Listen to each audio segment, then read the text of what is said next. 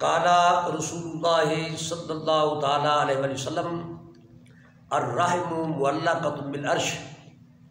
یہ حدیث پاک تاجدار کائنات صلی اللہ تعالیٰ علیہ وسلم نے ارشاد فرمائی۔ آقا علیہ السلام نے لمحہ نبوت کھولے اور صحابہ اکرام سے مخاطب ہوئے اور فرمایا الرحم معلقۃ بالعرش، رشتہ اللہ کے عرش سے لٹکا ہوا ہے، رشتہ اللہ کے عرش کے ساتھ لٹکا ہوا ہے۔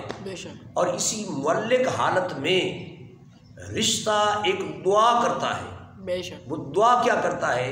وہ دعا کرتا ہے یا اللہ من وصلنی وصلہ اللہ ومن قاطعنی قاطع اللہ، اللہ جو مجھے جوڑے اسے تو جوڑ، سبحان اور جو مجھے توڑے اسے تو توڑ۔ اللہ تو میرے دوست، جب رشتہ اللہ کے عرش سے معلق حالت میں کہتا ہے یا اللہ جو مجھے توڑے اسے تو توڑ، تو آج ہم سب لوگ اپنی اپنی تعین ذرا خیال کریں اور ڈھونڈیں اور اس حق کے متلاشی بنیں کہ ہم کتنے رشتے جوڑے ہوئے ہیں اور کتنے رشتے توڑے ہوئے ہیں۔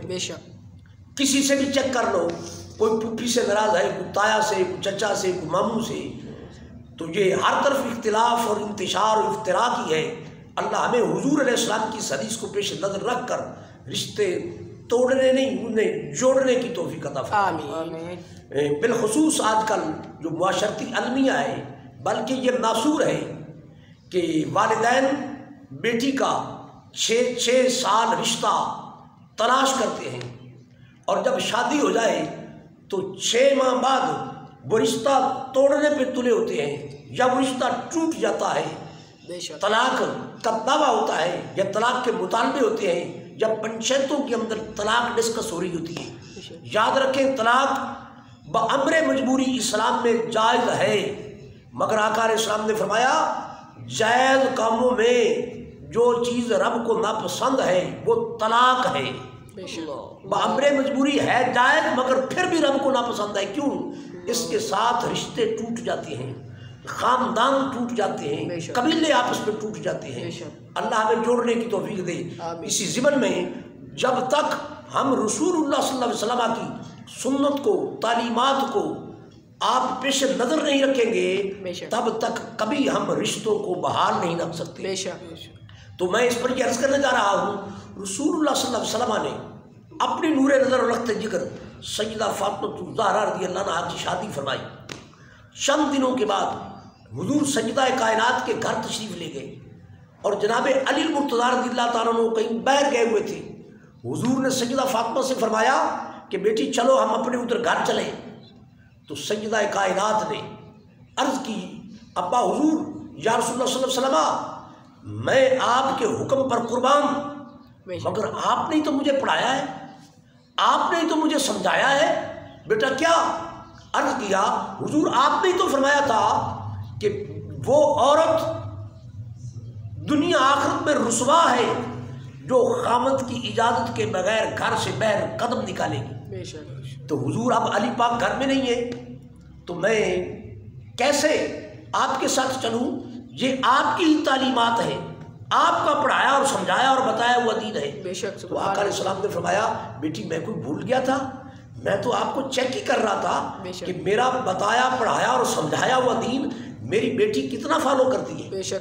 تو میرے دوست اب جتنے ہمارے بیٹیوں کے باپ ہیں وہ بھی اپنے آپ کو دیکھیں کہ ہم نے بیٹیوں کے لیے 10 لاکھ کا جہیز تو تیار کیا، کیا بیٹی کو دین مصطفیٰ بتایا؟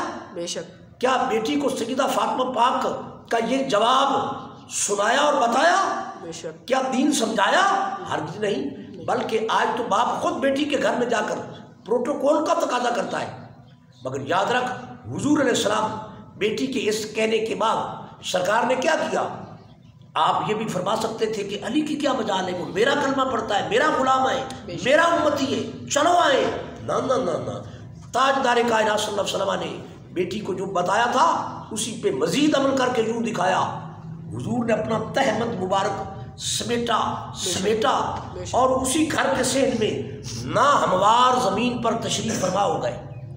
بیڈ اور صوفے کا ڈیمانڈ نہیں کیا، وہیں ناہموار زمین پر بیٹھ گئے، دیوار کے ساتھ ٹیک لگائی، اب ہو کیا رہا ہے؟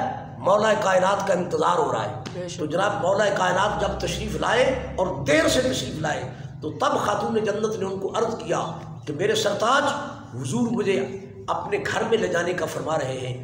تو انہوں نے عرض کیا یا رسول اللہ میری کیا مجال تھی، میں کچھ کوئی ادھر ادھر کی بات کرتا.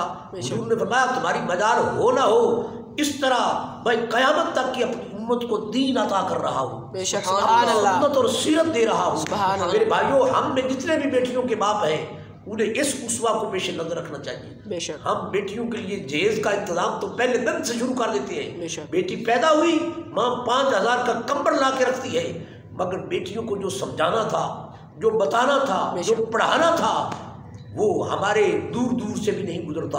اللہ پاک دین مصطفیٰ کو فالو کرنے کی توفیق عطا فرمائے.